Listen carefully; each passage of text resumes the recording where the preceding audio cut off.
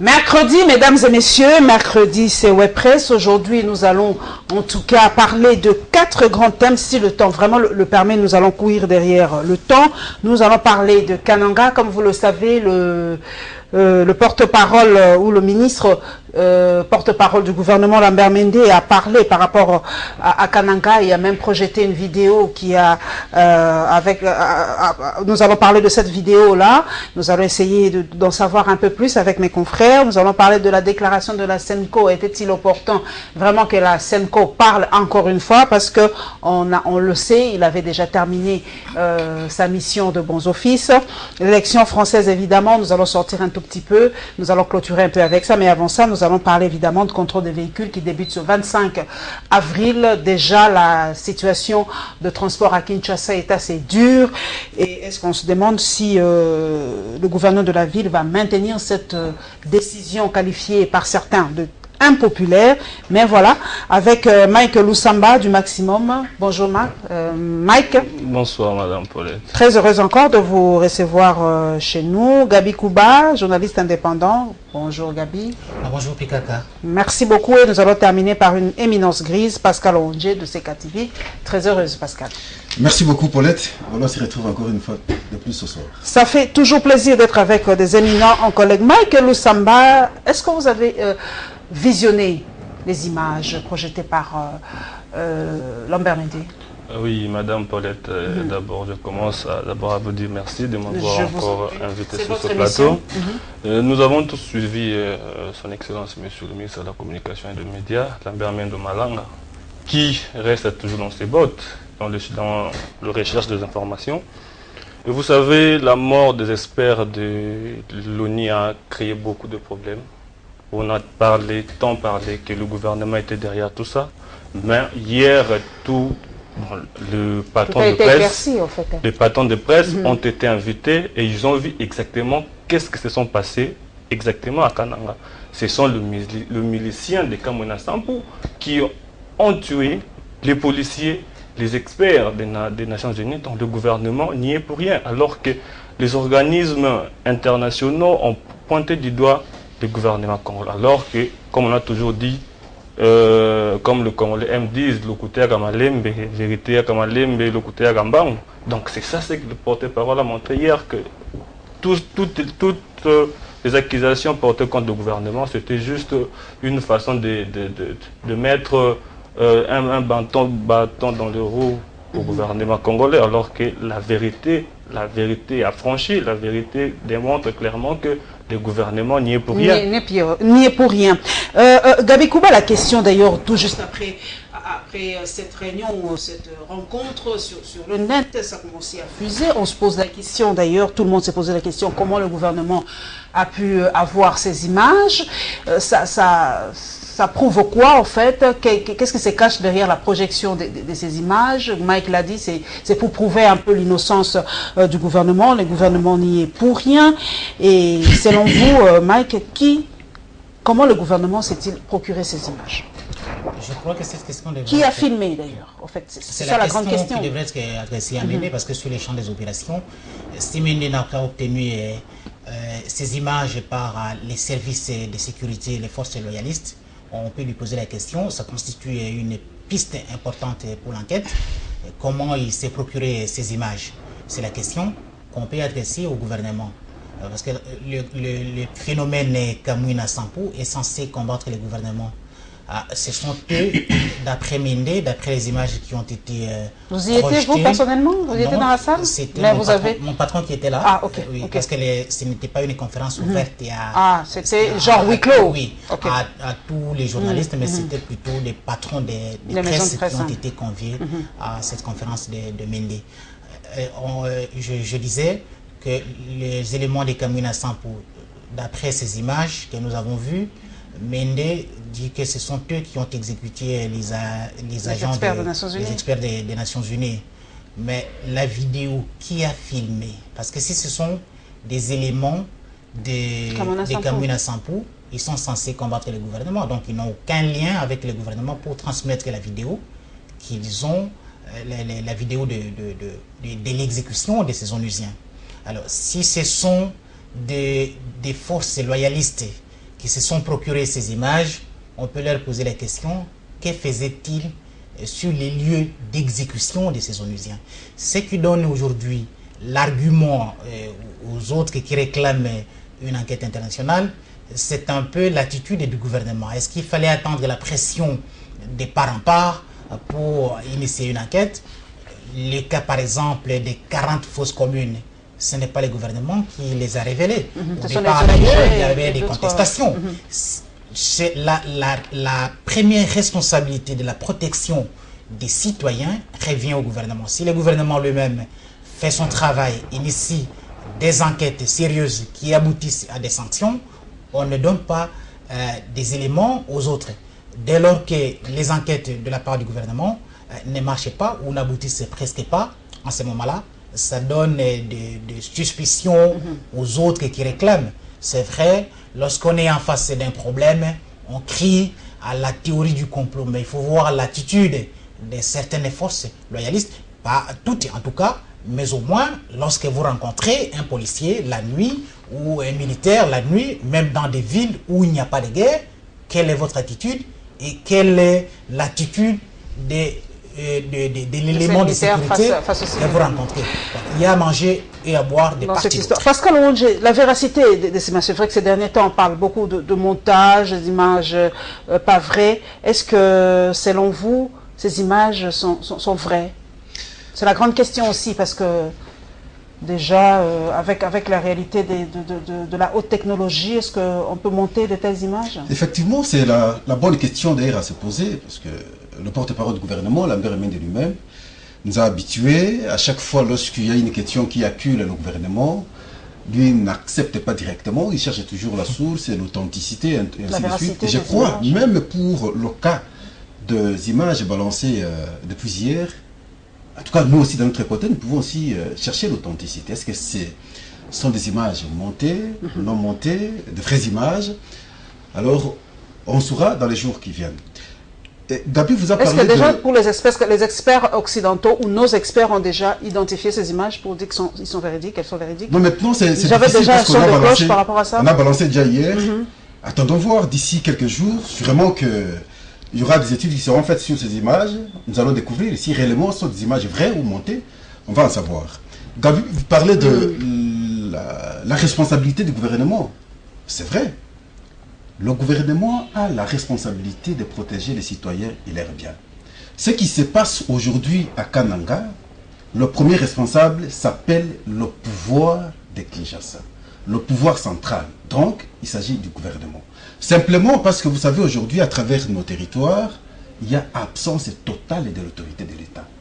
Les gens s'imposent. Mais il y a quand même des chefs de territoire, Pascal Onge. Il y a des chefs de territoire, il y a des gouverneurs, il y a des chefs de district. L'État est représenté par, permettez la tautologie, par ses représentants. Mais ce qui se passe à Kananga ne se passerait pas. Vous savez, l'affaire a commencé par quoi? Il y avait des petits bâtons magiques que les Kamanda Sapou touchaient au début. Et finalement, aujourd'hui, avec des armes lourdes, des armes de guerre. Donc, quelque part, vous comprenez qu'on n'a pas su, en tout cas, gérer la situation. Et c'est comme ça que la Senko a fait une déclaration sur ça. Et Lambert Mende est revenu aussi sur cette question. La Senko a dit que c'était juste des petites réclamations parce qu'il y avait des frustrations. Mais parce qu'on n'a pas su gérer cette question, et voilà aujourd'hui, elle a dégénéré. Mais on a quand même nommé un nouveau chef coutumier, Pascal Onge. On a nommé notre chef après qu'on enregistre beaucoup de morts, après qu'on ait enregistré de fausses communes, après. Donc, il a fallu attendre jusqu'à la nomination du nouveau chef pour résoudre la question où il y avait assassinat, il y avait tuerie, il y avait tout ça. Non, donc le gouvernement a failli. Il y a irresponsabilité totale du gouvernement, ou je peux dire la responsabilité totale du gouvernement qui n'a pas su gérer cette question qui n'était au départ qu'une petite question de frustration. Mike Lusam, on a nommé un nouveau chef coutumier d'ailleurs. Les gens disent que c'est pas lui vraiment qui doit succéder à Kamona Sampou parce que il n'est pas l'héritier. Donc selon leur hiérarchie, c'est pas lui normalement. Hein, le voix s'élève déjà. Lorsque j'entends parler que la responsabilité incombe du gouvernement, je suis un peu inquiet, Madame Paulette, parce que vous savez, l'affaire Kamona Sampou, comme le confrère vient de dire, c'était une réclamation des uns et des autres, mais vous avez appris aussi comment est-ce que le ministre le vice-premier ministre et ministre de l'Intérieur, a fait des va-et-vient. Il a négocié avec la famille, parce que la famille réclamait d'abord de voir le reste du corps de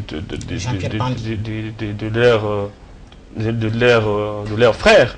Et vous avez appris aussi qu'aujourd'hui, lorsqu'on a nommé l'actuel, celui qui a succédé Kamwina Sampou, qui a dit il y a certaines personnes qui opéraient au nom de Kamwina Sampou, alors qu'ils ne sont pas, ils ne sont loin, ni de loin ni de près les miliciens de Kamwina Sampou. Donc c'est une histoire... Celui qui le succède a-t-il vraiment, comment je peux dire, les prérogatives de pouvoir pour succéder à celui qui est décédé? Mais parce que le nom vient de la famille. C'est le nom qui vient de la famille. Ce n'est pas le gouvernement qui a nommé, ce n'est pas le nom est venu de la famille. C'est le clan ou la famille Kamwina Sampou qui a donné un nom. Et le ministre de l'Intérieur a juste appliqué le nom de celui que la famille a proposé. Donc, le gouvernement est en train de... Ça peut calmer la situation, cette nomination, Michael Sapa? Oui, moi j'espère, parce que moi je suis du Kananga, ce sont mes frères, ce sont mes sœurs qui sont morts. Je suis sûr que cette fois-ci, nous sommes dans les bons.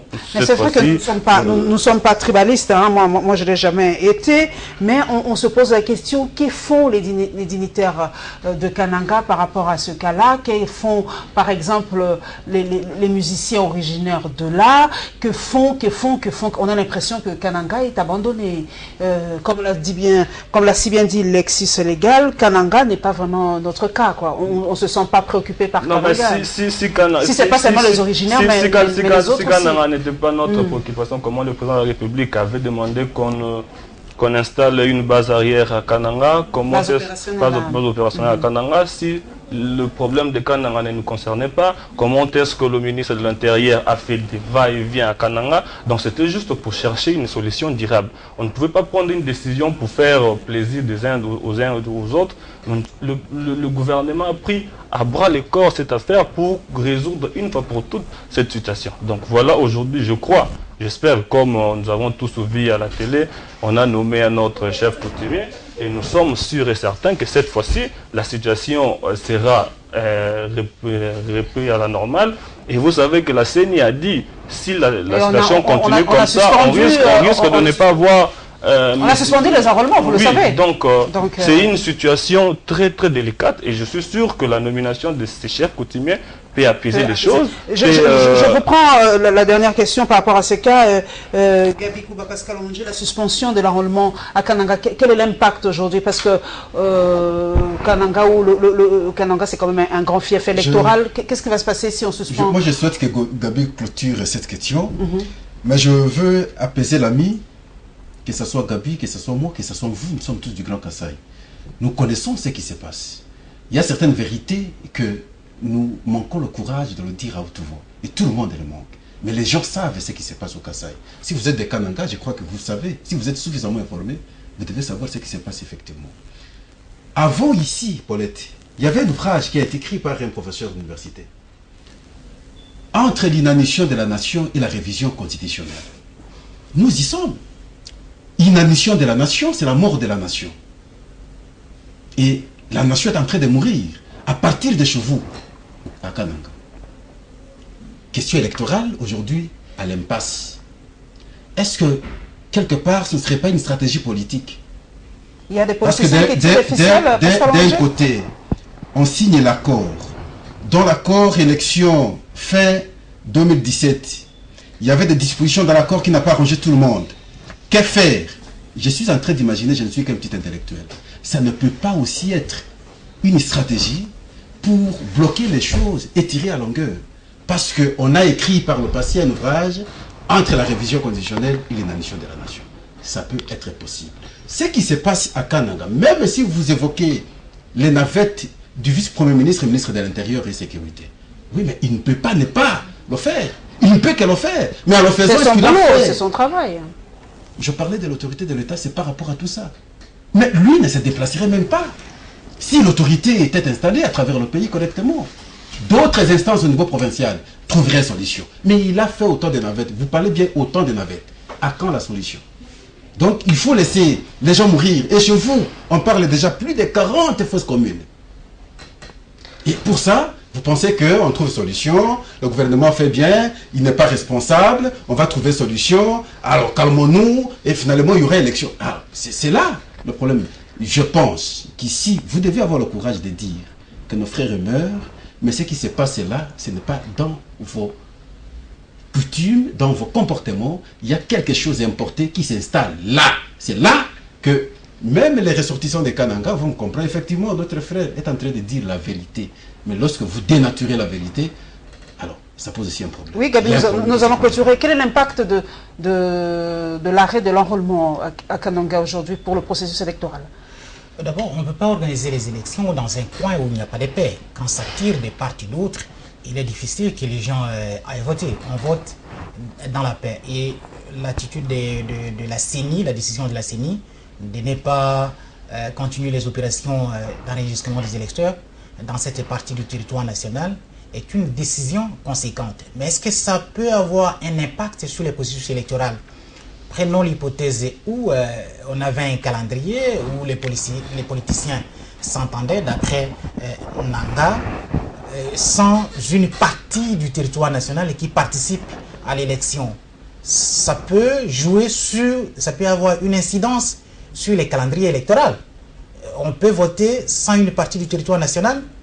Ça donne quand même l'argument à ceux qui estiment qu'il faudra prolonger les opérations en attendant que cette partie du territoire national soit pacifiée. Mais pour combien de temps? D'abord, la solution dont nous parlons ici, des Chadari. Mais on connaît les procédures de succession d'un chef coutumier. Les lois de la République existent, le ministère de l'Intérieur. À un certain moment, il y avait même le ministère des Affaires coutumières et décentralisation. Mais Pandi, lorsqu'il est revenu Jean-Pierre Pandi, lorsqu'il est revenu de l'Afrique du Sud pour succéder à son père, la procédure n'a pas été respectée. Et on dit qu'il y a des éléments qui se sont greffés derrière le phénomène Kamwina Sampo parce qu'il y avait d'autres revendications. Mais l'espace social est à horreur du vide. Quand on ne s'intéresse pas au problème, ne soyez pas surpris au problème de la nation, ne soyez pas surpris que les opportunistes et les arrivistes trouvent des arguments derrière le phénomène Kamwina Sampo. Madame Paulette m'a posé une question ici sur la responsabilité de l'État. Est-ce qu'il y a des responsables? Mais dans un pays où vous avez des responsables de l'État, rien qu'à Kinshasa où il n'y a pas de guerre, des points chauds, par exemple, Massina Pascal, Victoire, Kintambo Magasin, Rond-Point Gaba, qui a dépêché les agents des services spéciaux pour fouiller les téléphones des gens, les sacs et prendre de l'argent. Mais ça se passe au vu et au su de tout le monde. On le voit. Vous en avez été victime, Gabi Koupa? Moi-même, j'ai été interpellé une fois sur Victoire, mais je n'ai pas cédé parce que j'ai demandé l'autorisation qui a donné l'ordre de démission à ces agents. Mais quand vous avez des malfaiteurs qui opèrent à la place publique, qu'est fait celui qui est censé rétablir l'ordre et la discipline?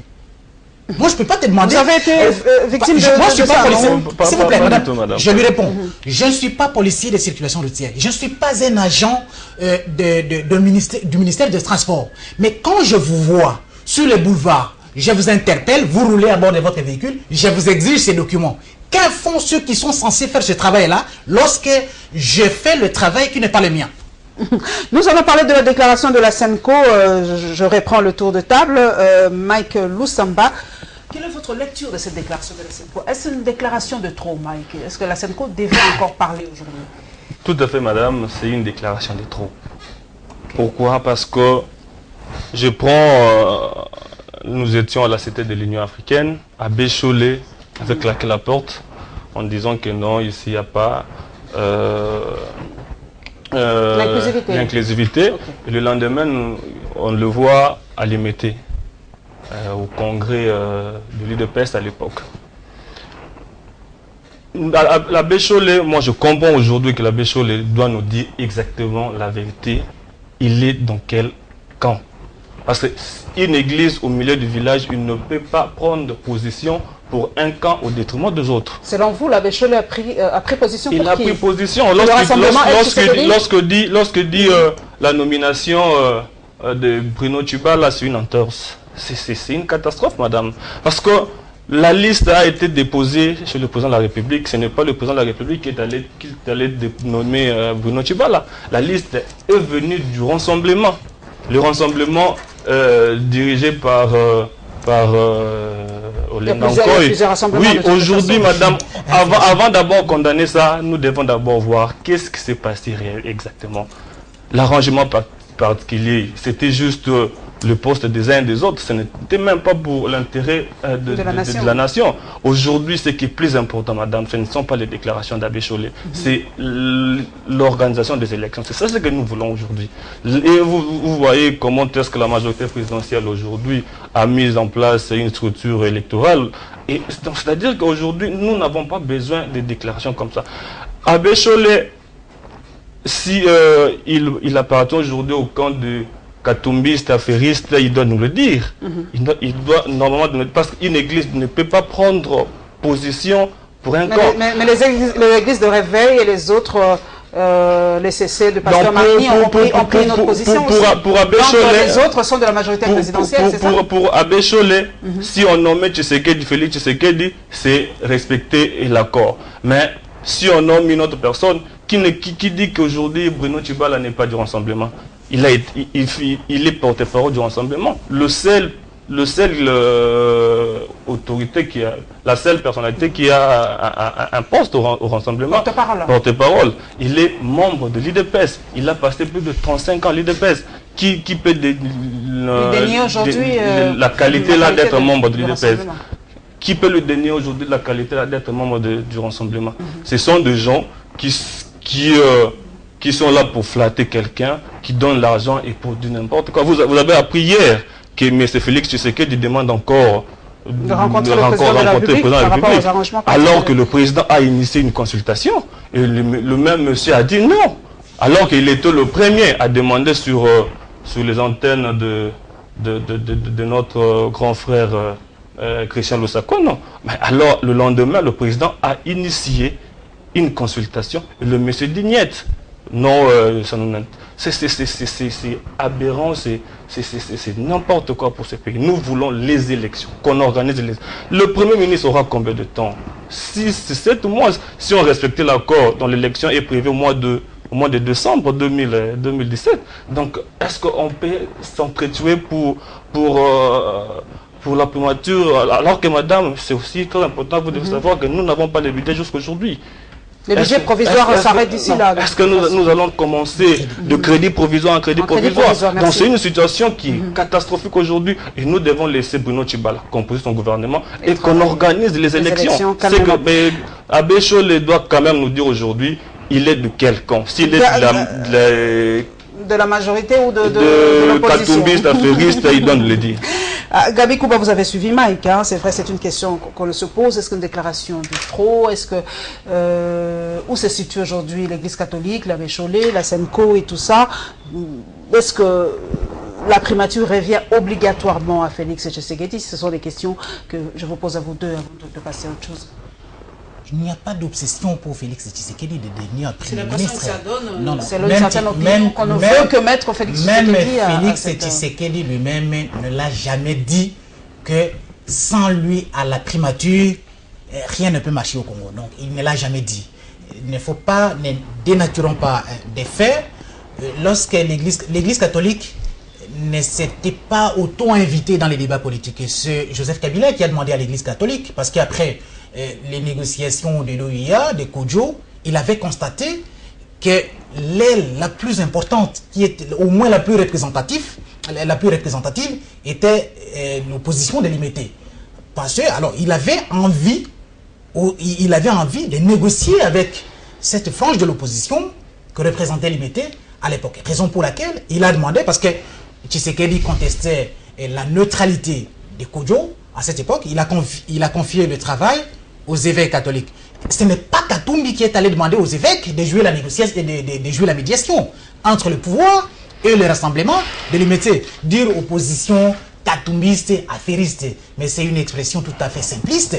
C'est Joseph Kabila qui a demandé à l'Église catholique. Mais l'Église catholique, il avait déjà mis fin. L'Église avait déjà mis fin à ses bons offices. Ce n'est pas l'Église au milieu du village, tout ça. Mais qu'est-ce que fait l'Église? Lorsque l'Église constate que conformément à ce qu'elle devrait faire, ce n'est pas ce qui a été fait, parce qu'on a créé, vous savez, les dédoublements actuellement paient mieux. On a parlé du phénomène Kamina Sampo, des navettes du ministre de l'Intérieur. J'ai fait la liaison entre ces deux faits.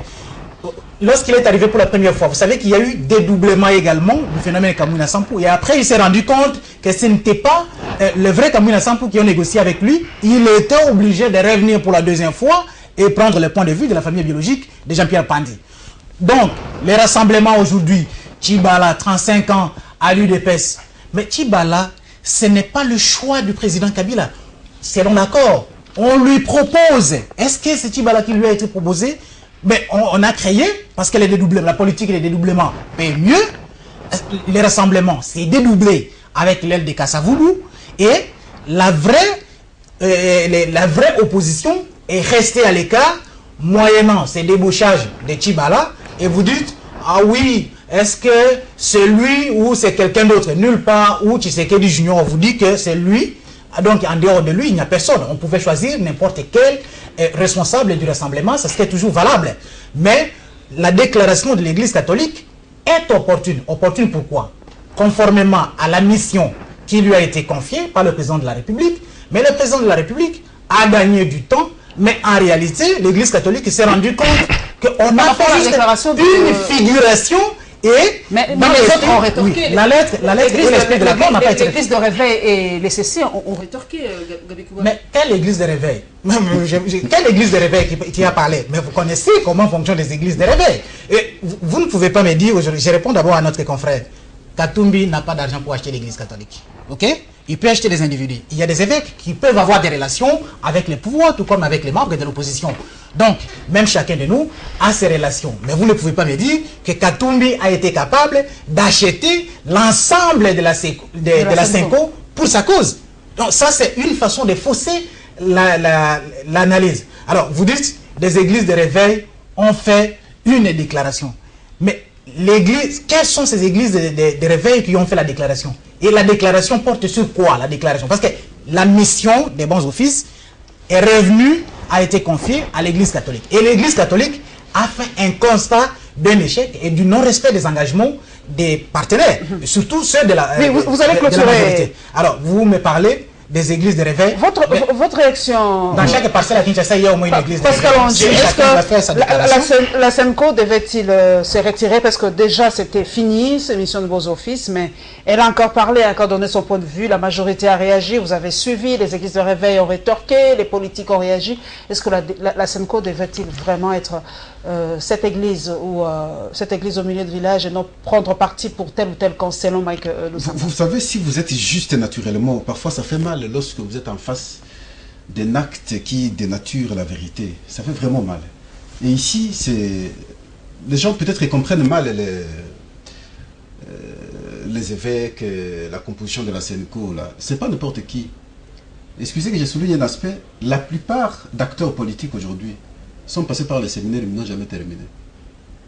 Et ça veut dire, pour terminer, il faut alors être naturellement intelligent. C'est pas n'importe qui.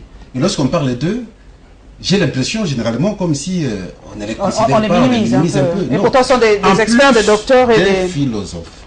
Cette donne, il faudrait qu'on prenne en compte.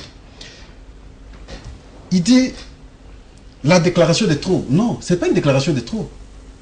Et lorsque on rétablit la vérité, parce que finalement on est en face... Quelle est la vérité? On la vérité, c'est qu'on n'a pas respecté l'accord à nommant. Donc pour respecter l'accord, il faut nommer Félix Tshisekedi, comme prétendait dire la lettre que le fait Tshisekedi aurait laissé. Vous êtes confrères, nous sommes d'une autre génération, nous sommes intellectuels, nous avions lu l'accord, nous devons être conscients et juste nous-mêmes. Il ne faudrait pas qu'on fasse des... Ah mais Bruno Tshibala n'est pas de la majorité présidentielle, c'est ce que je sache. Je ne parle pas au nom de la majorité présidentielle. Oui. Je fais les analyses. Il est de rassemblement. Quel rassemblement? Parce que Gabi vous dit ici, on dédouble toujours. La politique le rassemblement, c'est connu. Le rassemblement est composé de structures, de petites plateformes. Le groupe qui est parti, vous pouvez me citer même une plateforme qui est partie. Et d'ailleurs, je peux me parler de Bruno Tshibala. Il s'est dit de l'UDPS. On vous contacte pour la nomination du Premier ministre. Vous avez votre secrétaire général. Alors, vous avez on les appelle quoi? Il est le chef de file, je peux me dire, du rassemblement au dialogue. Mais on vous a contacté. Vous n'informez même pas votre secrétaire général. Vous n'informez même pas votre chef de file. Mais ils sont surpris simplement, vous êtes nommé. C'est un problème. La liste dont vous faites allusion c'est Olenakwe et les autres qui ont établi cette liste. Ça n'a pas été débattu au rassemblement. Lorsqu'ils sollicitent aujourd'hui rencontrer le chef de l'État, c'est après la déclaration des évêques. Les évêques ont estimé qu'il aurait fallu que le chef de l'État et les responsables du rassemblement se rencontrent pour trouver solution à quelques points qui... L'essentiel n'est-il pas, comme l'a dit Mike, l'essentiel n'est-il pas aujourd'hui le processus électoral, qu'on y aille aux élections et qu'on laisse... Parce que sur ce point-là, on a changé Samia Badibanga. Pourquoi si on doit retomber dans les mêmes travers? Sur ce plan, je suis très d'accord. Mais si on s'est battu par le passé, c'est pour avoir des élections et de bonnes élections. Est-ce que dans cette ambiance, on peut avoir de bonnes élections? C'est une question. Si nous voulons avoir des élections pour élections, il n'y a pas de problème, on peut les organiser. Mais posons-nous la question autrement. Si on n'a pas eu les élections par le passé, qui a fait qu'on n'ait pas les élections? Ce n'est pas le rassemblement. Mais ceux qui ont géré le pays par le passé, ils n'ont pas été à mesure, ils n'ont pas voulu organiser les élections. Question de lire même le comportement des gens aujourd'hui, vous allez vous rendre compte qu'on n'est pas prêt pour les élections. Mais pourtant la majorité a créé son central électoral. Ils sont en train de descendre sur le terrain. Vital Kamerhe est le seul à descendre sur le terrain, à faire des meetings. Où est l'opposition dans tout ça? On parle d'élection. L'opposition ne se bat que pour la primature. On parle d'élection, mais il n'y a pas volonté d'organiser les élections. C'est vrai, je suis d'accord avec vous. L'opposition aussi, elle est distraite. Elle est très distraite. Parce que tout ce que fait la CENI aujourd'hui, l'opposition ne comprend rien. Combien de gens sont déjà enrôlés? Vous avez les chiffres? Et 2011. 22 millions d'électeurs? Oui, d'après les derniers chiffres. 2006 et 2011, on avait déploré. On disait que l'Est, en tout cas, sortait toujours beaucoup d'enrôlés. Contrairement à d'autres provinces. Mais on a commencé l'opération de l'enrôlement, l'opposition totalement distraite. Et d'ailleurs, même lorsqu'il dit, il y a des gens qui se sont battus avec Tshisekedi depuis quelle année? Je comprends que simplement parce que Tshisekedi ne voulait pas le pouvoir. Ce sont des gens qui ne rêvaient pas, qui ne rêvaient que le pouvoir. Et il poussait le vieux à avoir le pouvoir et lui ne voulait pas. Pourquoi pas? Mais on se bat pour ça. Aujourd'hui, on se bat pour le pouvoir, non? Non, pas le pouvoir. Pas le pouvoir pour le pouvoir. Mais vous avez dit ça vous a servi à quoi? Parce qu'il est parti. Vous voyez comment les gens se sont battus facilement. Je peux te faire un témoignage. Parmi les gens qui sont là, pendant que le vieux était encore ici un peu malade, il y a un, comme nous disons là, il va se reconnaître. Il tenait des propos tels que faisons vite, parce que ça peut arriver que le vieux meure aujourd'hui. Mais si on ne s'arrange pas pour avoir le pouvoir, mais nous allons le perdre. Effectivement, c'est ce qu'il a fait. Mais on ne sait pas le citer.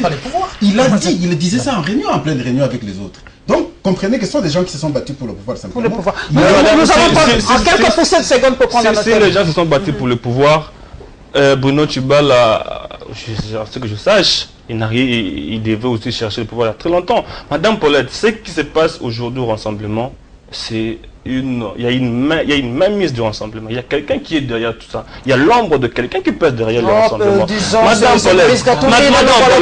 Paulette, c'est lui qui tire le fils. Mais aujourd'hui, qu'est-ce qu'il y avait qui est des aujourd'hui du rassemblement?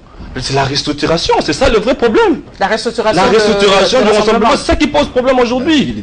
Hein? Madame, est-ce que vous... Le président du rassemblement a quelle responsabilité? Quelles sont les attributions du président du conseil du rassemblement? C'est quelque chose de tonnant vide, si je peux m'exprimer ainsi. C'est pas étonnant. Non, je dis le poste qu'on a attribué.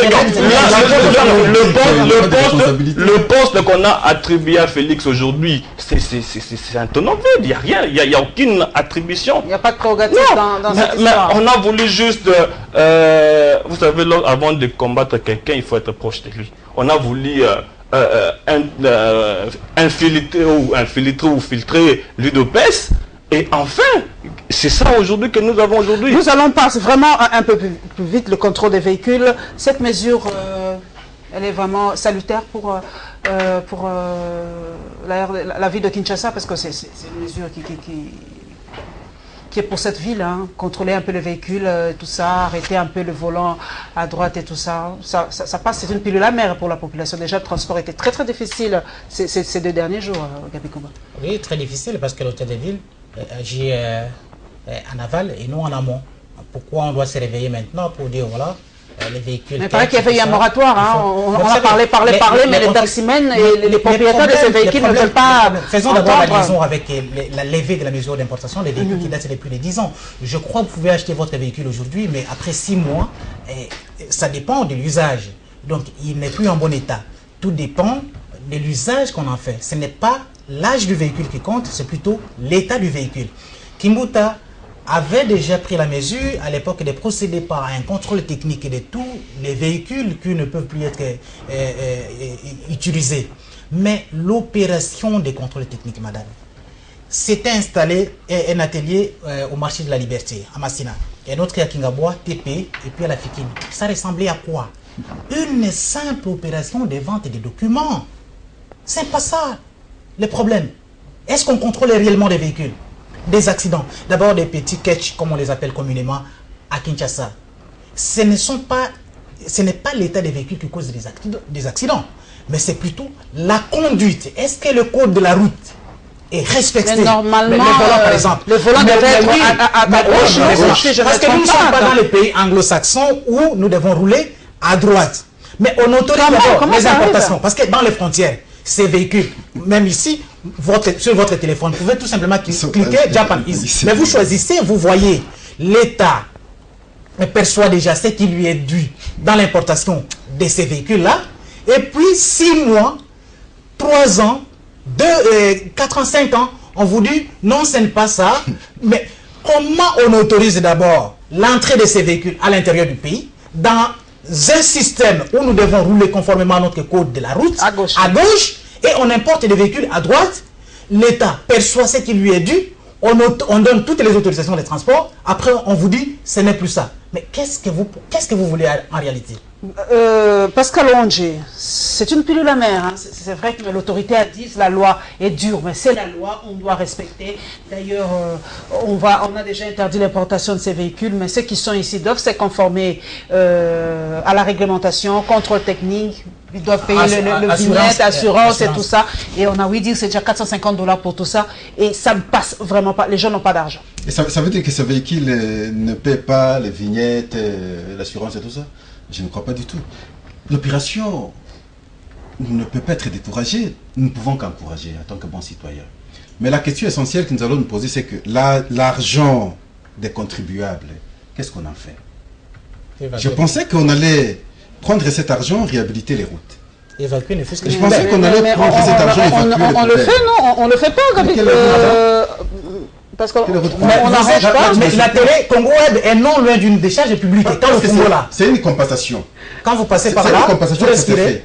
Moi, je vous donne l'argent parce que j'ai un véhicule.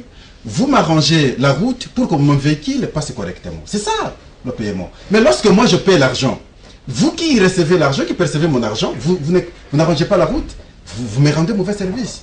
C'est là où nous interpellons maintenant le gouverneur Kimbuta et son équipe de travailler pour la nation.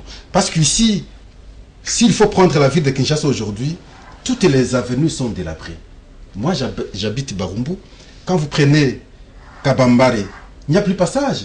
Je suis passé avec elle. Vous prenez Ouleri, avant d'arriver à...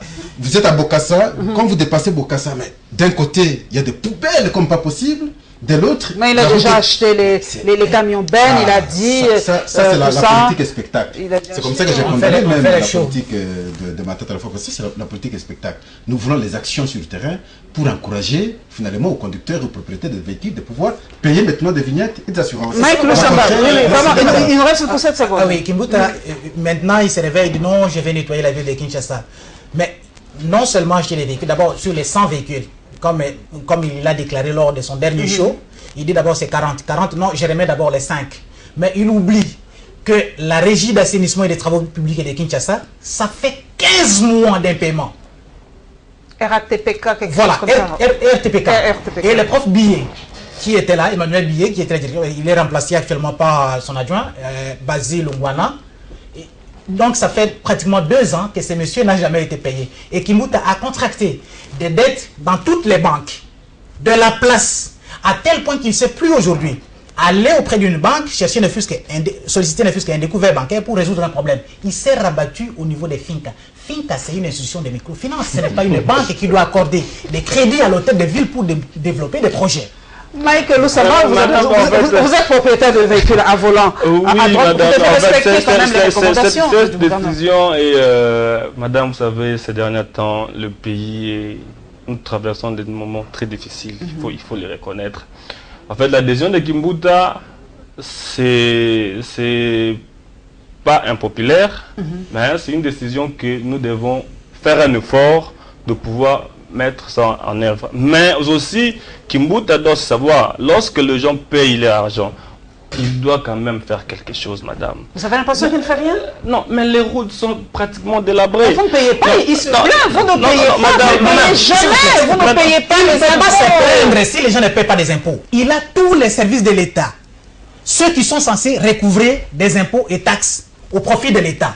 Il a ses agents qu'il doit mobiliser. Il ne peut pas se plaindre pour dire que les gens ne payent pas. Parce que seul l'État détient la contrainte légitime. Donc, si les gens boudent aujourd'hui de payer ces taxes, c'est parce que sur le terrain, la situation est catastrophique. C'est tout à fait normal. Parce que quand moi je paye comme mon confrontateur, quand je paye quelque chose, je dois aussi voir l'argent que j'ai déboursé, ça sert à quelque chose. Alors qu'aujourd'hui, si vous circulez au travers de la ville, il n'y a presque rien. Les routes sont quasiment délabrées. Mais que fait Kimbouta aujourd'hui?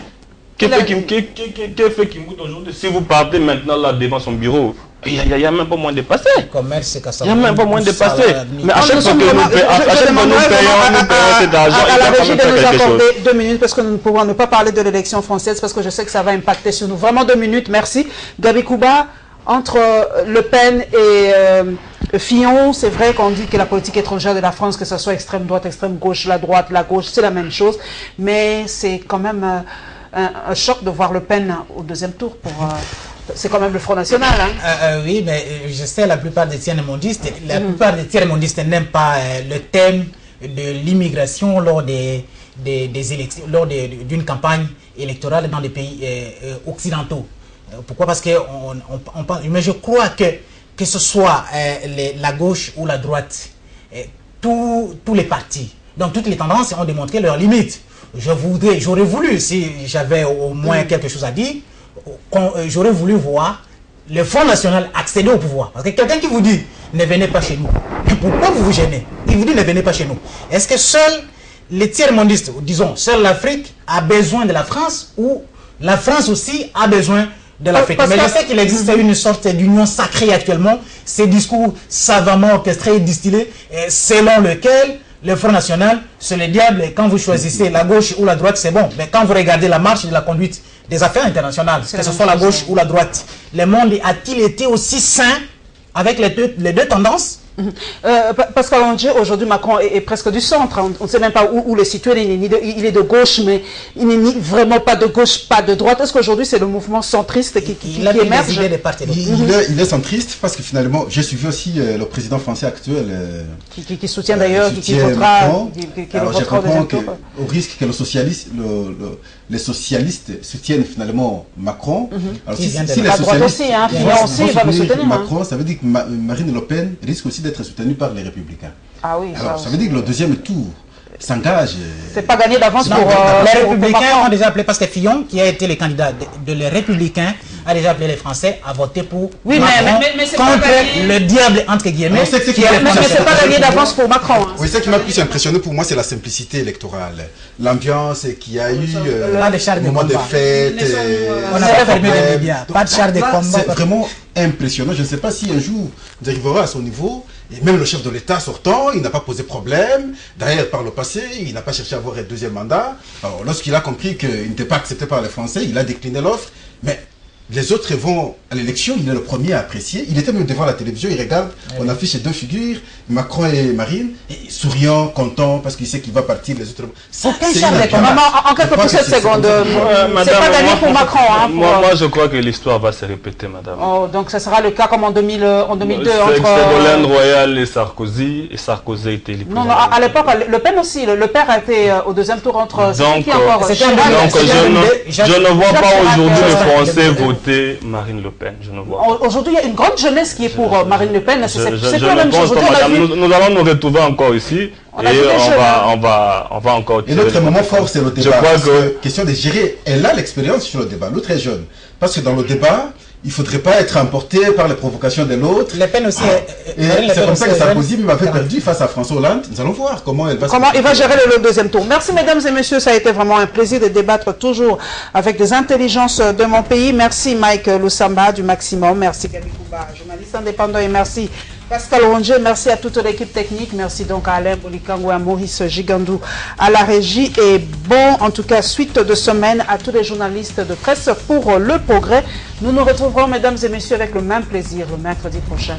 Inch'Allah.